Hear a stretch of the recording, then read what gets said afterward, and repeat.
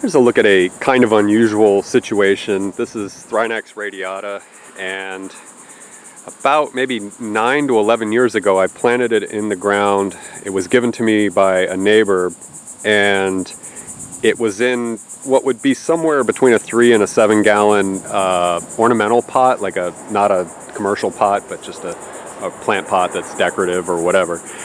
And when I extracted it from the palm from the pot, it was extremely root bound. There was hardly any soil, and the thing obviously had spent years in the pot and just became very stunted. So this is a kind of forced dwarfism going on here.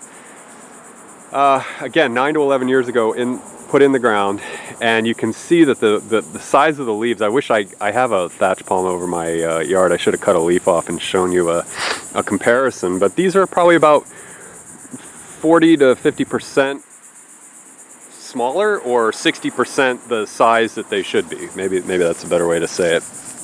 Just quite diminished. And we'll take a look at the trunk here, and you can see on the trunk it sort of betrays the history. There's that little I guess concaving down at the very base there, and then it probably, like where that lizard, just kind of an inch or two below the lizard, you can see maybe that the growth rate takes off just a little bit, but all that darker trunk, or whatever you want to call it, is the legacy of being in the pot. So I suspect eventually this thing will go back to its sort of orthodox morpho structure, morphology that it should be doing. But again, 9 to 11 years, and I can't remember when I planted this, but I'd say it was, this is 2023, so it had to have been 2012, 2014, somewhere in that neighborhood.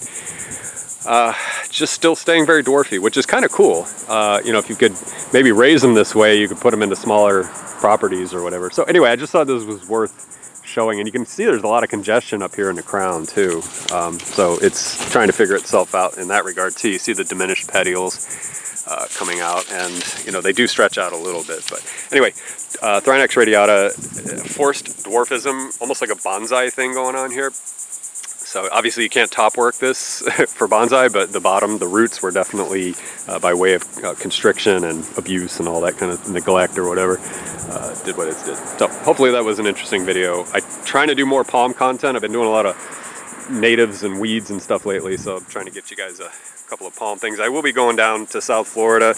I'll be getting tons of palm content when I go down sometime in the fall, hopefully maybe November, I'm not sure.